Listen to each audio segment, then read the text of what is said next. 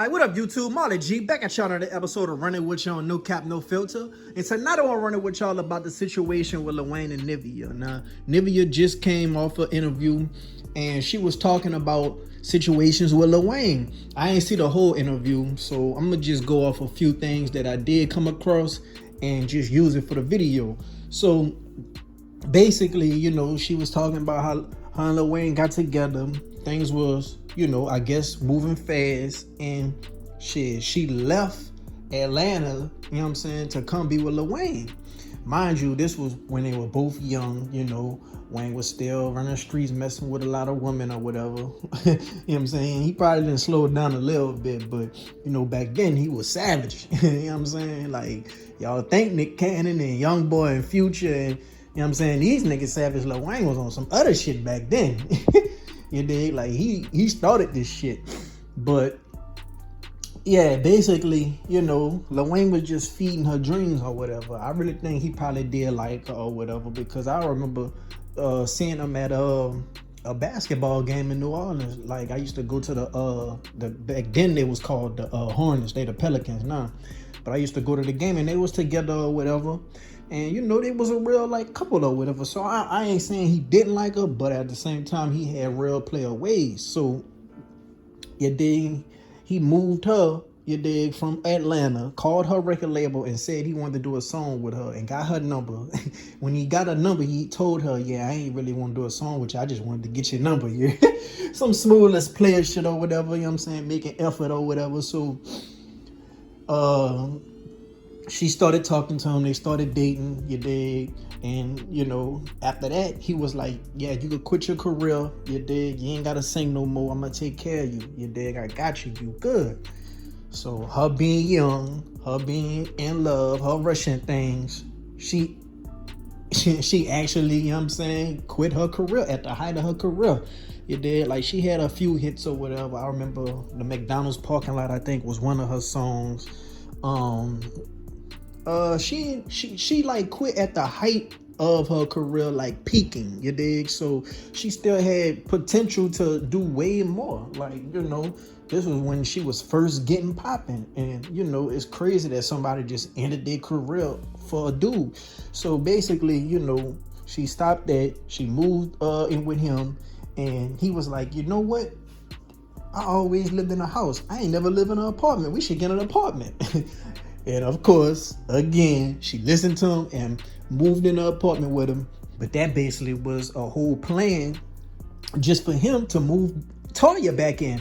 And he actually moved Toya back in the house, you dig, that they was at, and then married Toya. You dig? So basically, this girl left her hometown, told her record label she's quitting music. She's in love with a man. He gonna take care of her. And at the same time, motherfucking got moved into a house, got moved out the house for another woman to come get married with a man that was selling all these dreams, probably saying he was gonna marry her, they're gonna be together forever, he gonna take care of her. You know what I'm saying? A lot of shit. And of course, she was mad. You know what I'm saying? She went off on him.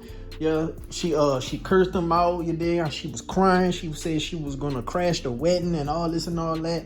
Now, her and Toya good to this day, you dig? Her and Regine good to this day. Her and Laura London good to this day. Like, Wayne really got some baby mamas that's mature. They ain't no baby mama drama type shit. Like, he sure know how to pick them, you dig? But at the same time, it's like, you know, you gotta really you know, be smart about shit, like especially women who looking for a man to sponsor them, and women who fall in love easily and all this and all that. If they like, you gotta really like know how to be independent and make your own money, dog. Because if a motherfucker could feed you, a motherfucker got the ability to starve you. You dig? And what I mean by that is, if you let a motherfucker feed you and feed you and feed you, and you ain't knowing how to be independent and get up in there and cook and go feed yourself, you ain't know how to be independent and go shop for groceries yourself, a motherfucker got the ability to starve you. So her career just went downhill from there. And, you know, to my understanding, she might be, you know, not hurting on anything to this day, But I'm pretty sure she would have been well off if she didn't rush things with him, stuck to her music career, and that probably could have got more endorsement deals for her, probably movie roles for her. You know, a lot of doors could have been open for her that she didn't get the opportunity to get a chance to reach. You know, and a lot of women that's, you know, regular have this same outlook with men. You know, she gave up her whole career, and she was, you know, a famous person. She even said once she hit rock bottom after that, you know what I'm saying, the label ain't want nothing to do with her, and I guess she was about to go stripping. Like, you know what I'm saying, like she was gonna have to be a stripper in the club, and just had a hit radio song not too long before.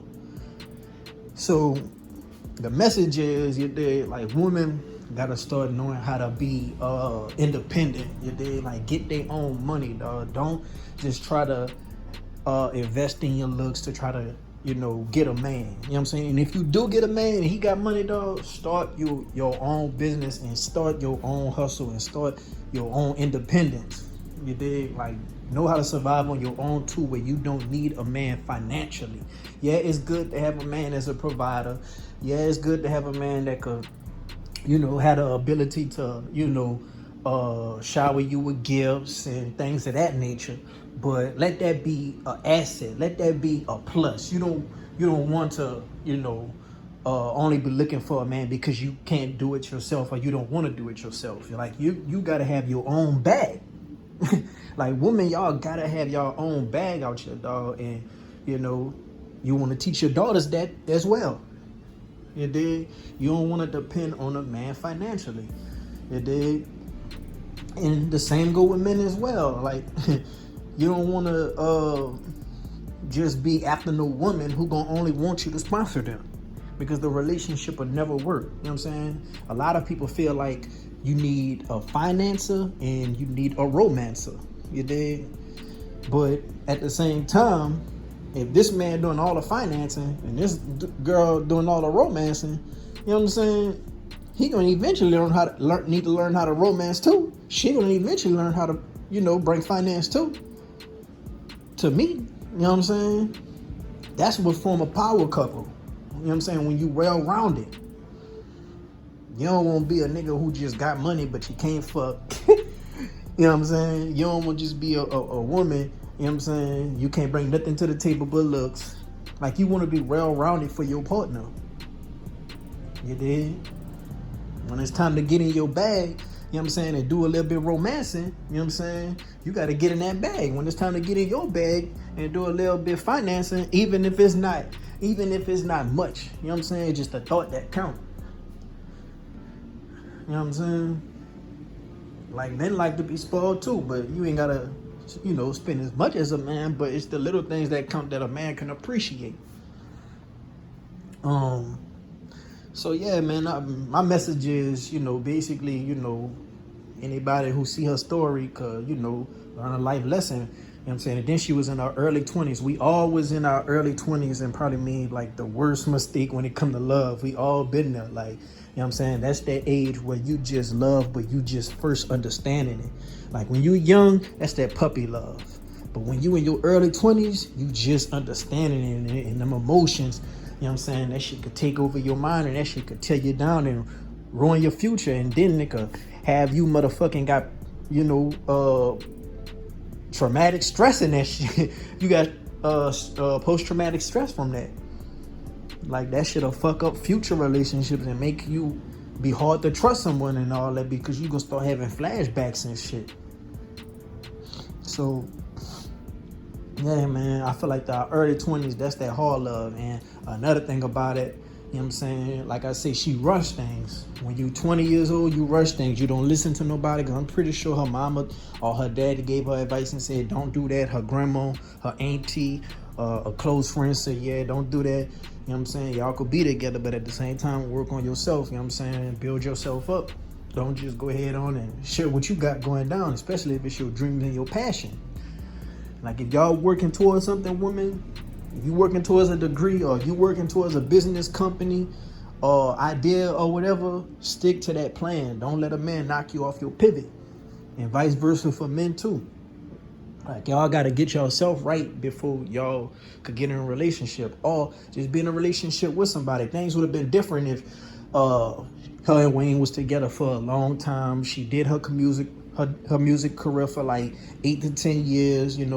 She fell out of love with it. She lost the passion, lost the desire for it, and then she said, "Okay, well, we've been together for a long time. If you want to take care of me, I'll quit. I'll retire." You know what I'm saying? She already been in the game 8 to 10 years. She done made her bread. She done got plenty of opportunities. You know what I'm saying? And if a man won't take care of you, your dig, financially, they don't want you to work, then that's a different story. But just jumping right out the gate, nah, dog. That's why I always say you gotta follow the timeline I was saying about dating. Like, you gotta date somebody and really get to know them for like 3 to 5 months first. You know what I'm saying? And then, you know what I'm saying, you could get into a relationship with them. And after a relationship, wait like a year or two before y'all shack up and move in together. Because then y'all gonna bring out them habits that one another, gonna have to figure out if they like or not. Do they want to move on with this process? And then wait before marriage.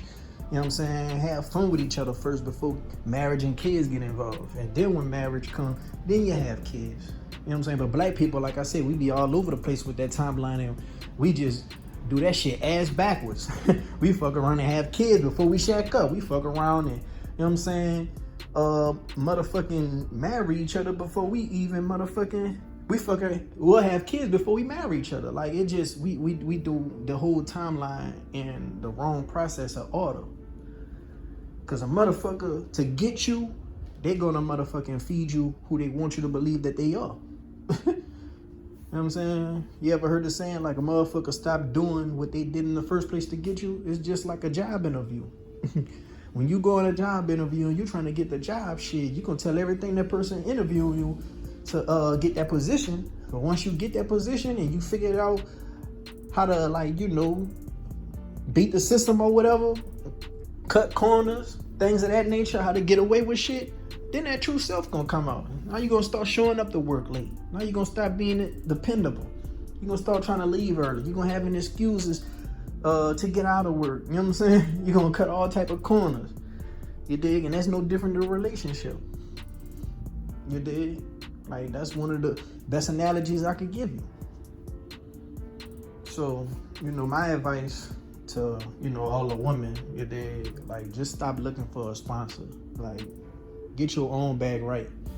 Now, if you need a nigga and he trying to do for you and all that, you know what I'm saying? Don't be moving mountains and all this and all that. You know what I'm saying? Just, go off his actions, not his word.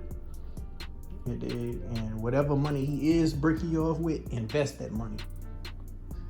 You know what I'm saying? And save that money, because your money could save you. But let me know if y'all had like a similar experience, or let me know if y'all think she was wrong for what she did, or was she just young and just fucking in love and confused. Let me know in the comment section down below.